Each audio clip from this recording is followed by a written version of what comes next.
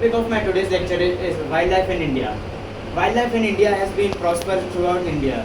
The biodiversity and the rich biodiversity of flora and fauna throughout the India can be contributed to the factor of rich biodiversity of our landscapes. From going to the snowy mountains of Himalayas, prospering the snow leopard and the yaks, and going to the northern plains having deciduous and evergreen forest in the western Ghats. Talking about some prominent animals about in our country, the Bengal tiger that lives in the deciduous forests of our northern plains, and the Asiatic elephants that also live in the deciduous forest. They have been thriving its population and been growing now, but it was not always the case. Earlier, due to many various factors, including poaching, hunting, and the selling of their body parts because of money, have reduced their population, bringing over individuals of Bengal tiger to over few hundred populations. But after the independence of India, the populations, and due to the Wildlife Act, their population has been rising. It was a sport and a leisure time activity of the British officials and the kings to go on hunting and hunt the tigers and other animals. But because of the acts of government, their population has been rising continuously.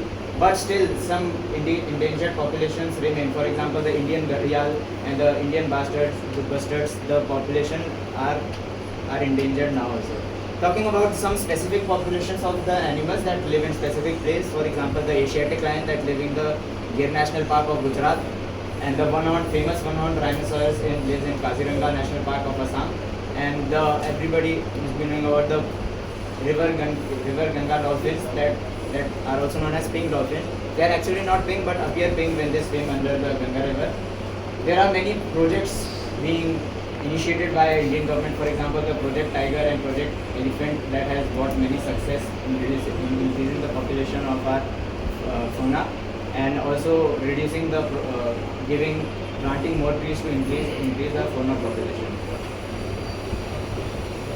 Talking about the wildlife sanctuaries and projects of government, there are about 573 wildlife sanctuaries in India and 106 national parks, and including 18 biosphere reserves in India.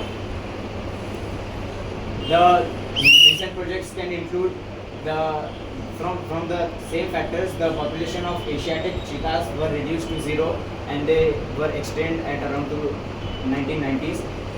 But their population rehabilitation of cheetahs is coming back to India. From Africa, populations of cheetahs have been drawn to India, to the Kuno National Park in Madhya Pradesh only. Talking about the oldest national park, everybody knows Jim Corbett National Park, named after a hunter itself, and the maximum forest cover is in Madhya Pradesh with most population of tigers also.